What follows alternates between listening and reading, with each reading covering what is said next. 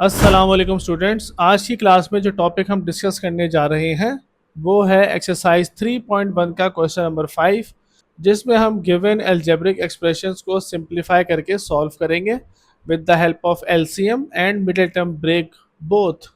तो चलें इस एक्सरसाइज को शुरू करते हैं और देखते हैं कि इन क्वेश्चंस को हम किस तरह से सॉल्व कर सकते हैं। इस सवाल में मेरे पास दो एक्सप्रेशंस मौजूद हैं और ये दोनों एक्सप्रेशंस आपस में डिवाइड हो रही हैं। तो अगर मैं अपनी पहली एक्सप्रेशन को देखूं तो इस एक्सप्रेशन में मेरे पास दो टर्म्स मौजूद हैं। इन दोनों टर्म्स को मैं आपस में सॉल्व कर सकता हूं with the help of LCM.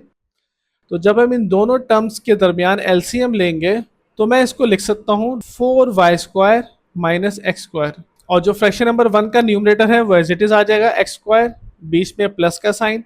अब ये जो 1 है ये मल्टीप्लाई हो जाएगा डिनोमिनेटर के साथ। तो 1 जब किसी फैक्टर के साथ मल्टीप्लाई होगा तो आंसर वही फैक्टर आएगा, तो डायरेक्टली मैं वही लिख लेता हूँ 4y² माइनस एक्स स्क्वायर। ठीक है, बीच में डिवीजन का साइन, और उसके बाद यही सेम काम मैं अपने सेकंड एक्सप्रेशन के साथ भी परफॉर्म कर लूँगा। यानी कि सबसे पहले मैं इसमें एलसीएम लूँगा दोनों टर्म्स के दरमियान, और उसके बाद मैं न्यूमरेटर को मल्टीप्लाई कराऊंगा डिनोमिनेटर के साथ। तो इस केस में बन जाएगा 2y, बीच में माइनस का साइन, और चूंकि यहाँ पे मेरे पास 2y ही डिनोमिनेटर में मौजूद है तो इस केस में न्यूमरेटर में x आ जाएगा। नेक्स्ट स्टेप में मैं ये चेक कर लेता हूँ कि क्या मेरे पास न्यूमरेटर में कुछ कैंसिल आउट हो रहा है। तो बिल्कुल ये एक्स स्क्वायर कैंसिल आउट हो जाएगा इस नेगेटिव एक्स स्क्वायर के साथ। मेरे पास यहाँ बचेगा 4y²। तो मैं नेक्स्ट स्टेप की तरफ प्रोसीड करता हूँ। पहली एक्सप्रेशन में से मेरे पास जो बचेगा वो बचेगा 4y² और डिनोमिनेटर में 4y² माइनस एक्स स्क्वायर। अब बीच में मेरे पास ये डिवीजन का साइन है। मैथमेटिक्स में मेरे पास एक कॉन्सेप्ट है कि हम डिवीजन को चेंज कर सकते हैं मल्टीप्लिकेशन में, उससे हमें सिंप्लीफिकेशन में आसानी होती है। तो जब भी हम डिवीजन के साइन को चेंज करते हैं मल्टीप्लिकेशन के साइन में, तो जो मेरे पास नेक्स्ट फ्रैक्शन होता है उसमें डिनोमिनेटर और न्यूमरेटर की पोजीशंस आपस में स्वैप हो जाती हैं। यानी कि डिनोमिनेटर में जो 2y है वो स्विच होकर न्यूमरेटर में आ जाएगा, और जो न्यूमरेटर में मेरे पास 2y माइनस एक्स है ये डिनोमिनेटर में चला जाएगा। ठीक है, बस आपने इस बात का ख्याल रखना है कि जब भी आप डिवीजन को चेंज करेंगे मल्टीप्लिकेशन में तो आगे आपको नेक्स्ट फ्रैक्शन की पोजीशन स्वैप करनी है। तो अब नेक्स्ट स्टेप पे हम इन दोनों फ्रैक्शंस को आपस में मल्टीप्लाई करवा देंगे। जब 4y² इस 2y से मल्टीप्लाई होगा तो ये बनेगा 8y³ डिवाइडेड बाय, अब इन दोनों डिनोमिनेटर्स को आपस में मल्टीप्लाई करवा देंगे। ये बन जाएगा 4y² minus x square multiply bye 2y minus x. This is my answer. Question number 5 के पार्ट नंबर 2 में मेरे पास दो टर्म्स मौजूद हैं और ये दोनों टर्म्स आपस में मल्टीप्लाई हो रही हैं। आइए देखते हैं हम इन दोनों फ्रैक्शंस को मल्टीप्लाई करके किस तरह से सिंप्लीफाई करते हैं। अब दूसरे फ्रैक्शन में मैं क्या क्या चीज़ें परफॉर्म कर सकता हूँ। तो डिनोमिनेटर में जो एक्सप्रेशन मौजूद है उसमें से मैंने y कॉमन लिया, तो मेरे पास ब्रैकेट में क्या बचा x+3, और न्यूमरेटर को मैं सिंप्लीफाई करके लिख सकता हूँ 2x का होल स्क्वायर माइनस 3y का होल स्क्वायर। ठीक है, अब मेरे पास यहाँ पर एक फॉर्मूला बन रहा है a² माइनस b² का, जो कि बराबर होता है product of a plus B and a minus B. हमारे इस केस में a जो है वो 2x है और b जो है वो 3y है। तो ये बन जाएगा मेरे पास 2x plus 3y and 2x minus 3y।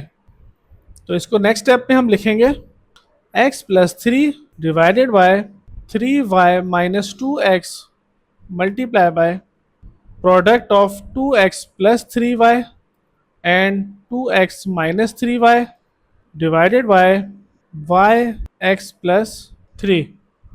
अब आप देखें यहाँ पर मेरे पास क्या क्या चीज़ें कैंसिल आउट हो जाएंगी। एक ये डिनोमिनेटर में मौजूद x+3 कैंसिल आउट हो जाएगा न्यूमरेटर में मौजूद x+3 के। इसके अलावा मैं फ्रैक्शन नंबर 1 के डिनोमिनेटर को चेंज करके लिख सकता हूँ। जैसे अगर मैं इसमें से माइनस साइन कॉमन ले लूँ बाहर, तो ब्रैकेट के अंदर मौजूद तमाम टर्म्स जो हैं वो उसके साइन चेंज हो जाएंगे। यानी कि जो टर्म पॉजिटिव में थी वो नेगेटिव में हो जाएगी। तो 3y पॉजिटिव में था, ये हो जाएगा नेगेटिव 3y, और ये 2x नेगेटिव में था, ये हो जाएगा पॉजिटिव का 2x। इसी को मैं रीअरेंज करके लिख सकता हूँ, माइनस साइन बाहर और ब्रैकेट के अंदर 2x माइनस 3y। तो अब मैं अपने क्वेश्चन को आगे बढ़ाता हूँ।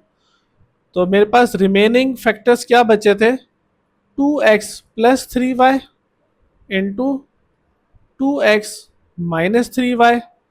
डिनोमिनेटर में मैं इस एक्सप्रेशन को चेंज कर चुका हूँ इसमें, तो मैं ये लिख दूंगा minus of 2x minus 3y, और ये मेरे पास y भी बचा है यहाँ पे।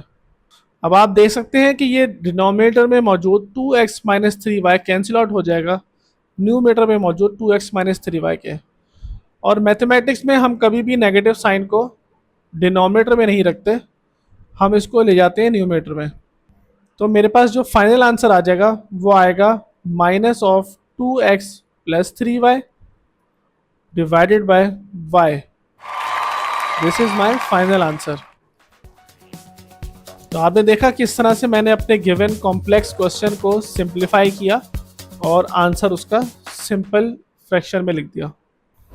क्वेश्चन नंबर 5 के पार्ट नंबर 3 में जो हमें दो फ्रैक्शंस गिवन हैं वो आपस में मल्टीप्लाई हो रहे हैं। तो इन दोनों फ्रैक्शंस को मैं आपस में किस तरह से सॉल्व करूंगा, चलिए देखते हैं। तो फ्रैक्शन नंबर 1 के अगर न्यूमरेटर को देखें, ये मेरे पास बनता है एक्स स्क्वायर माइनस 1, जो कि रिजेंबल कर रहा है मेरे पास मैथमेटिक्स के फॉर्मूले के, जो कि है A square minus B square के।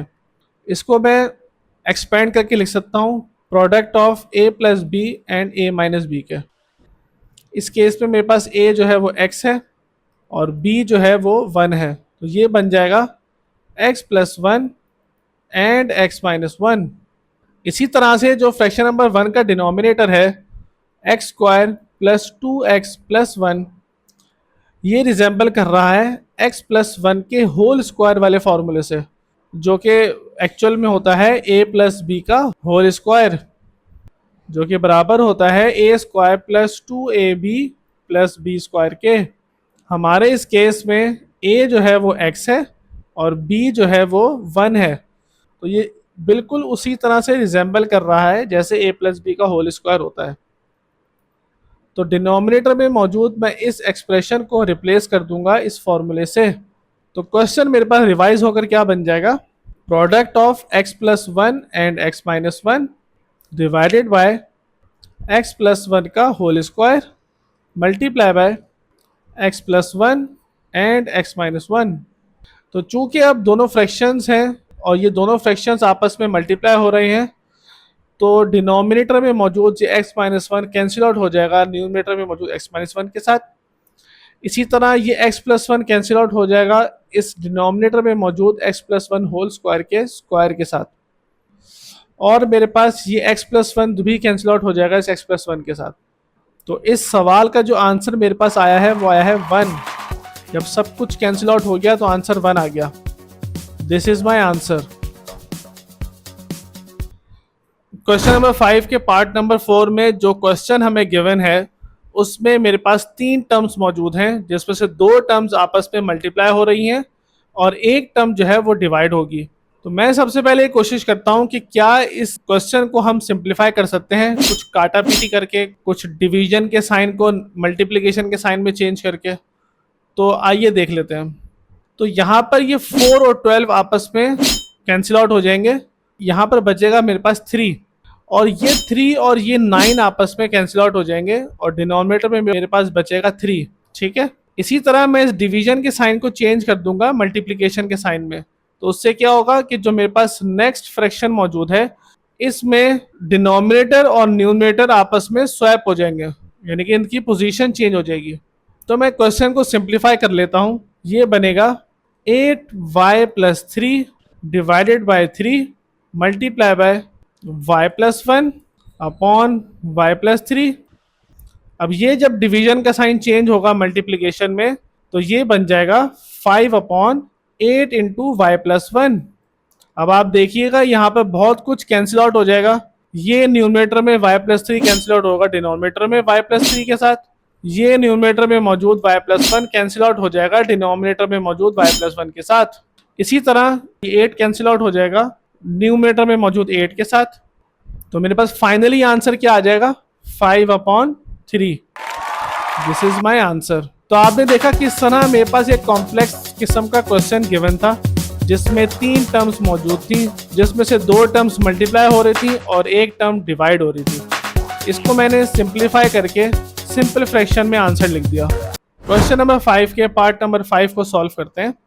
इस पार्ट में भी मेरे पास 2 फ्रैक्शंस मौजूद हैं और ये दोनों फ्रैक्शंस आपस में डिवाइड हो रहे हैं। तो आइए चलें इन दोनों फ्रैक्शंस को सिंप्लीफाई करके सॉल्व करने की कोशिश करते हैं। तो अगर मैं फ्रैक्शन नंबर 1 के न्यूमरेटर को देखूं तो इसको मैं लिख सकता हूं क्यू स्क्वायर माइनस 5 का स्क्वायर, क्योंकि 5 का स्क्वायर बराबर होता है 25 के, डिवाइडेड बाय, अब इस डिनोमिनेटर में मैं क्यू कॉमन ले सकता हूं दोनों टर्म्स में से, तो ब्रैकेट में मेरे पास बच जाएगा क्यू माइनस 3। ये डिवाइड का साइन जब चेंज होगा मल्टीप्लाई में तो नेक्स्ट फ्रैक्शन में डिनोमिनेटर और न्यूमरेटर आपस में पोजीशन स्वैप कर लेंगे। तो स्वैप करने के बाद जो मेरे पास ये डिनोमिनेटर है ये न्यूमरेटर में चला जाएगा, लेकिन ये मजीद सिंप्लीफाई होकर जाएगा। मैं इसको लिख सकता हूँ क्यू स्क्वायर माइनस 3 का स्क्वायर, इसको मैं लिख दिया क्यू स्क्वायर माइनस 3 का स्क्वायर, डिवाइडेड बाय, अब ये जो न्यूमरेटर था इसकी पोजीशन स्वैप हो गई और ये डिनोमिनेटर में चला गया। तो डिनोमिनेटर में जाने से पहले मैं इसमें से q कॉमन ले लेता हूं, तो ब्रैकेट में क्या बचेगा q प्लस 5। नेक्स्ट स्टेप में जाने से पहले सवाल के इस हिस्से में मेरे पास 2 जगह एक ही फॉर्मूला लग रहा है, और वो कौन सा फॉर्मूला है?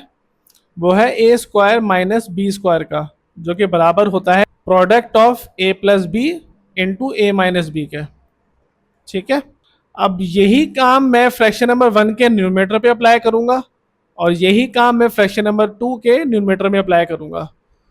तो इस वाले केस में ये बन जाएगा क्यू स्क्वायर माइनस 5 स्क्वायर बनेगा product of Q plus 5 and Q minus 5, और इस केस में ये बन जाएगा Q square minus 3 square equals to product of Q plus 3 and Q minus 3 के।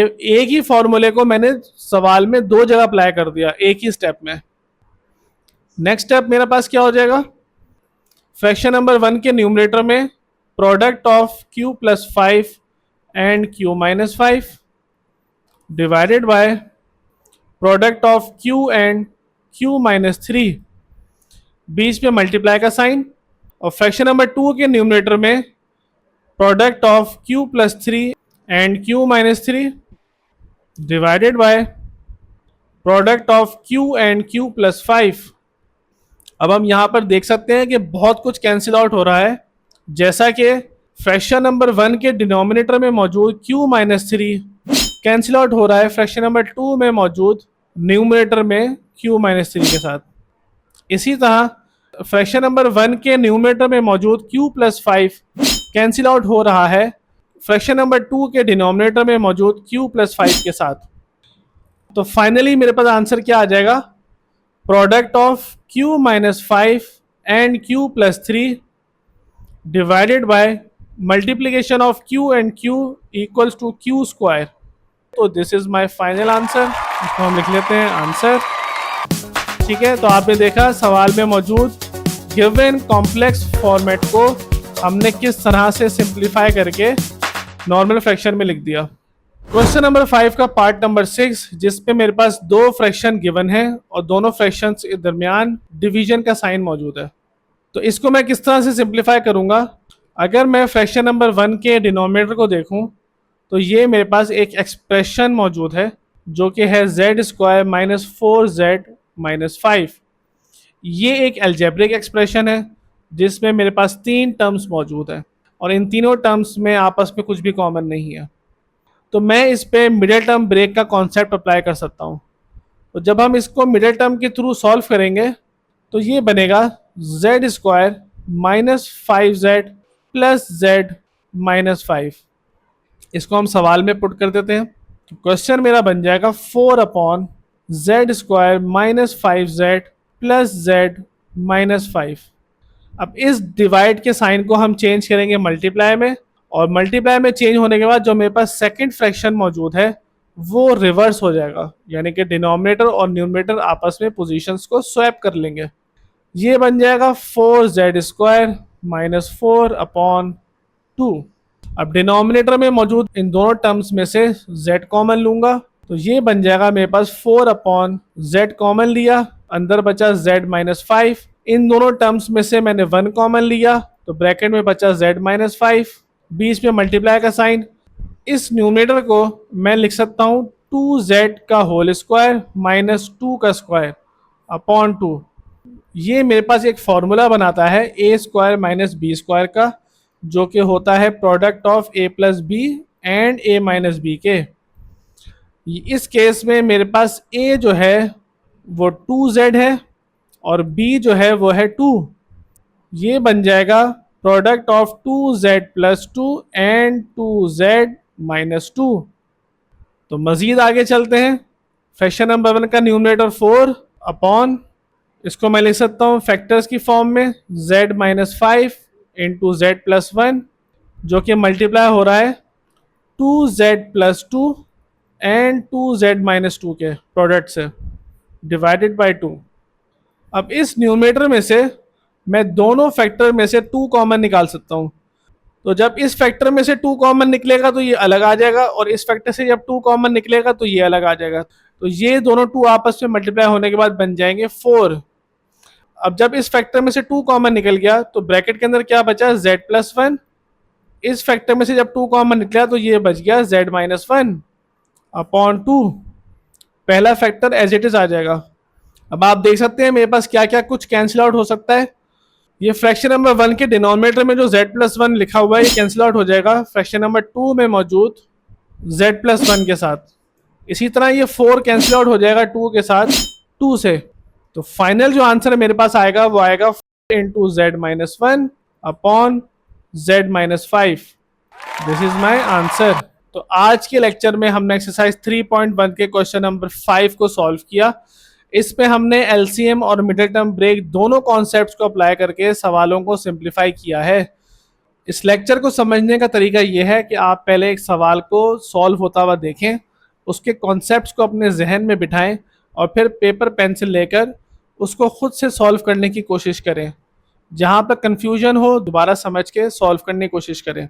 खाली वीडियो देखने से आपको कॉन्सेप्ट क्लियर नहीं होंगे जब तक आप अपने हाथों से उन एक्सरसाइज के क्वेश्चंस को सॉल्व नहीं करेंगे। अगर आपको ये वीडियो पसंद आई है तो आप इस वीडियो को लाइक कीजिए, चैनल को सब्सक्राइब कीजिए और अपने उन दोस्तों के साथ शेयर करें जो आपके क्लास फेलो हैं, जो क्लास 9 के कोर्स में इनरोल्ड हैं और इस साल उन्होंने मैथमेटिक्स के पेपर को देना है। मिलते हैं आपसे अगली वीडियो में, तब तक के लिए अल्लाह हाफिज़, बाय बाय।